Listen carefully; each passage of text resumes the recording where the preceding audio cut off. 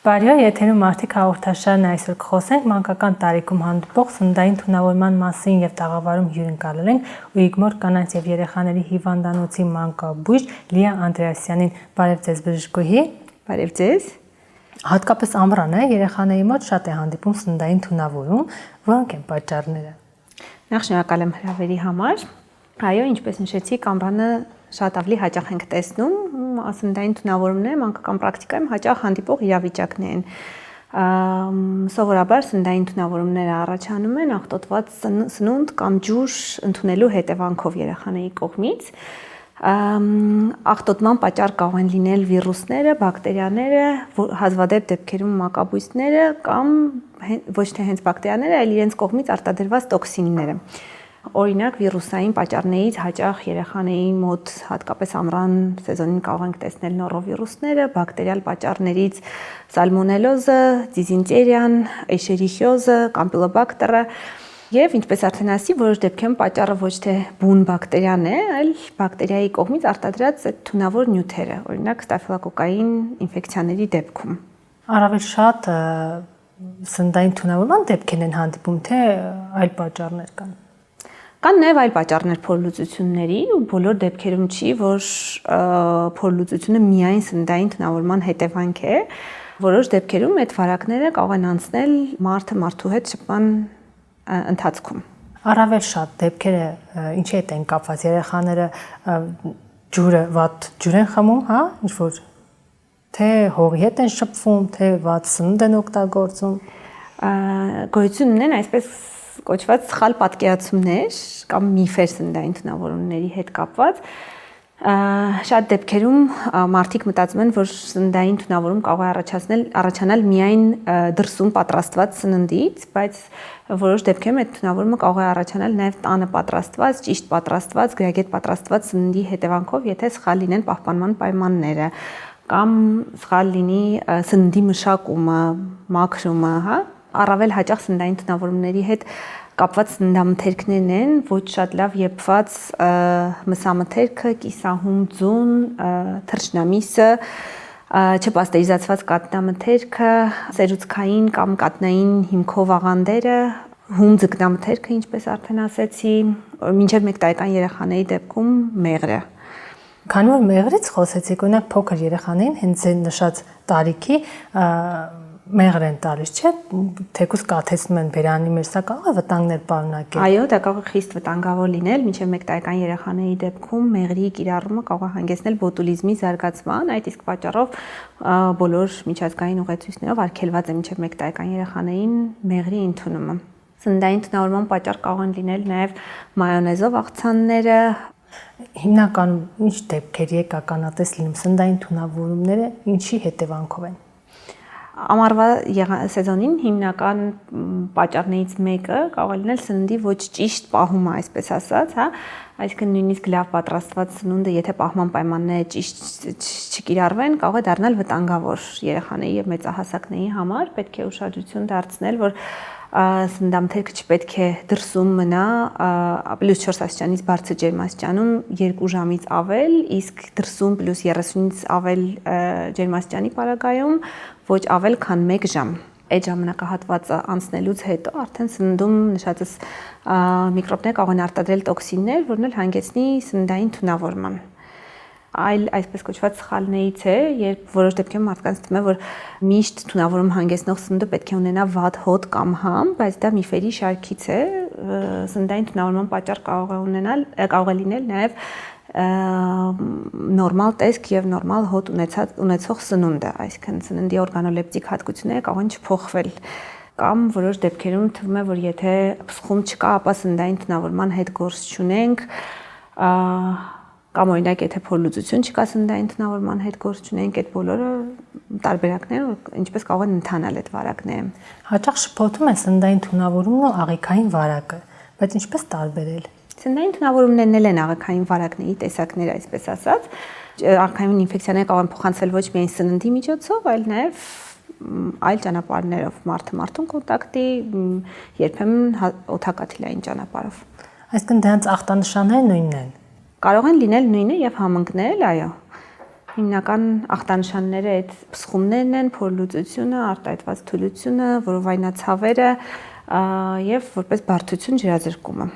Որպես հրատապ օգնություն, ծնողը ինչպես կարող է երեխային օգնել նախքան շտապօգնության ժամանումը սննդային թունավորման դեպքում։ Հաճախ ծնողներին թվում է, որ անմիջապես պետք է կանգնեցնել լուծը, հա, սակայն պետք է իմանալ, որ լուծը կանգնեցնող դեղերը կիրառելի չեն երեխաների շրջանում ու պետք չէ որևէ դեղ կիրառել անմիջապես լուծը կանգնեցնելու համար։ Անվտանգ եւ ապահով օգնություն կարող է հանդիսանալ ջրազրկման կանխարգելումը, նախքան բժշկին դիմելը կամ մոտակա հիվանդանոց հասնելը։ Դա առաջարկում է իրականացնել բերանացի ռեհիդրատացիոն լուծույթներով, որոնք ենցից ներկայացնում են աղային լուծույթներ։ Սովորաբար սննդային թունավորումները սկսվում են փսխումներով ու մեկ այլ սխալ մոտեցում է, երբ մտածում են, որ փսխումների դեպքում առհասարակ պետք չի ոչինչ հեղուկ առաջարկել երեխային, հեղուկներ պետք է առաջարկել, սակայն ոչ անմիջապես փսխման դրվագից հետո, որովհետև դա կարող է հանգեցնել կրկնակի փսխման։ Պետք է սպասել 20-30 րոպե հետո փորձել առաջարկել հեղուկը, հա, փոքր կումերով, հաճախակի, առաջին ընտրության հեղուկները իհարկե բերանացի նշածս ռեհիդրատացիոն լուծույթներն են, սակայն անհասանելիության դեպքում դա կարող է լինել սովորական ջուրը։ Իսկ ծնողները ինչ սխալներ են թույլ տալիս առաջին օգնություն ցուցաբերելիս։ Դադարեցնելը լուծը, հակաբիոտիկներ կիրառելը, վարակների մեծ մասը, որոնք որ առաջացնում են սննդային թունավորումներ, իրենք ինքնասահմանափակվող են։ Դեպքերի միայն քիչ տոկոսում է, որ հայտնաբերվում է ինֆեկցիա, որը պետք է բուժել հակաբիոտիկով, ուստի այդ հակաբիոտիկների նշանակումը պետք է լինի միայն բժշկի կողմից եւ հիմնավորված։ Մյուս սխալը, ինչպես արդեն ասացի, դադարեցնելն է առհասարակ հեղուկներ տալը։ Սխալ մոտեցում է համարվում նաև երբեմն մտածելը, որ անհակ ծարավի զգացողությունը լավ նշան է, որովհետև դա կարող է վկայել ծանր ջրազրկման մասին եւ ոչ թե հակառակը։ Մեծ քանակի ջուր պահանջելը երեխայի կողմից։ Բայց գլխավոր ախտանշանները որոնք են, որոնք երբեմն ծնողների կողմից անուշադրության են մատնվում։ Դա ինչպես ասի, սկսում է փսխումներով, կարող է միանալ փորլուծություն, կարող է չմիանալ, երբեմն կարող է գցվել ջերմության բարձրացումով կամ կարող է չլինել այս բոլոր նշանները, կարող է լինել բոլորը միասին կամ առանձին։ Հիմնական բարդությունը, որ ունենում ենք, դա ջրազրկումն է եւ նշանները, որոնց այսպես կոչված կարմիր դրոշակները, որոնց պետք է ուշադրություն դարձնեն ծնողները, դա արտահայտված մտահոգիչ թուլությունն է, մեզի քանակի քչացումն է, արյունային լուծը, երբ պետք է անմիջապես դիմել բժշկի, երեխայի խիստ արտահայտված թույլ լինելը։ Դա այն հիմնական նշաններն են, որոնց դեպքում պետք է անհապաղ դիմել։ Եվ իհարկե նաև երեխայի տարիքից կախյալ ռիսկի ավելի բարձր խմբում են գտնվում մինչև 1 տարեկան երեխաները, առավել եւս մինչև 3 ամսեկան երեխաները։ Դա կապված է այս տարիքի երեխաների ավելի փոքր քաշ ունենալու հետ։ Այդ տարիքի երեխաները նույնիսկ 1-2 մեծ ծավալով փսխումը կամ ջրի կղանքը կարող է հանգեցնել արտահայտված ջրազրկման։ Ռիսկի խմբում են նաև իմուն համակարգի խնդիր ունեցող երեխաները, ոչ հասուն ծնված երեխաները, ցածր քաշ ունեցող երեխաները, բազային թերսնուցում ունեցող երեխաները։ Սննդային թունավորումը միանգամից արտահայտվում է, թե կարող է դա տևել օրեր, ժամեր եւ շաբաթներ։ Ոչ, ինչպես բոլոր ինֆեկցիաները ունենում են գաղտնի շրջան, հա, ինֆեկցիայի տեսակից կախված, վարակի տեսակից կախված, այդ գաղտնի շրջանը շատ տարբեր կարող է լինել, ժամերից սկսած մինչև օրեր կարող է լինել։ Սովորաբար սննդային թունավորումներին ավելի կարճ գաղտնի շրջան է բնորոշ ու սիմպտոմները կարող են սկսվել սննդի ընդունումից մինչև 2 ժամ հետո։ Հատկապես որ սննդին պետք է ուշադրություն դարձնել։ Ամռան սեզոնին պետք է ուշադրություն դարձնել ավելի շատ սննդի պահման պայմաններին, հա, ու սննդամթերքներից վարակի փոխանցման մեծ ռիսկի խմբում են չպաստերիզացված կատնամթերքը, ոչ լավ եփված ձուն, մսամթերքը, թռչնամիսը, կատնային կամ սերուցքային հիմքով աղանդերը, ձկնամթերքը, որոշ դեպքերում հիմնական սննդամթերքները, որոնք ոչ շատ լավ լվացված բանջարեղենները կամ մրգերը։ Բայց երբեմն ասում են, որ թերխաշ ձուն լավ է։ Ոչ, ինքը կարող է պետք է լինի բավարար եփված երեխային առաջարկվող ձուն, ինչպես նաև պետք է ուշադրություն դարձնել այդ սառնաանուն պահման պայմաններին, եփած եւ հում մթերքը պետք է պահվեն առանձին, հա, քանի որ այդ հում մթերքը իր բակտերիաներով կարող է պատճառ հանդիսանալ արդեն իսկ եփված սննդամթերքի վարակման։ Ձուն հենց սալմոնելոզ է պարունակում, դրա համար է վտանգավոր, թե ուրիշ խնդիրներ է առաջացնում։ Այո, կարող է սալմոնելոզի պատճառ լինել։ Ինչ դեպքերի եք ականատես եղել։ Ուշացած դեպքեր են եղել կամ ծնողը սխալ օգնություն է ցուցաբերել երեխային։ Բազմաթիվ այդպիսի դեպքեր այս եղանակին ամեն օր հանդիպում ենք։ Հիմնական դեպքերը կապված են նրա հետ, որ փորձում են անմիջապես տալ որևէ դեղորայք, մտածելով, որ այդ դեղորայքը տալը կհանգեցնի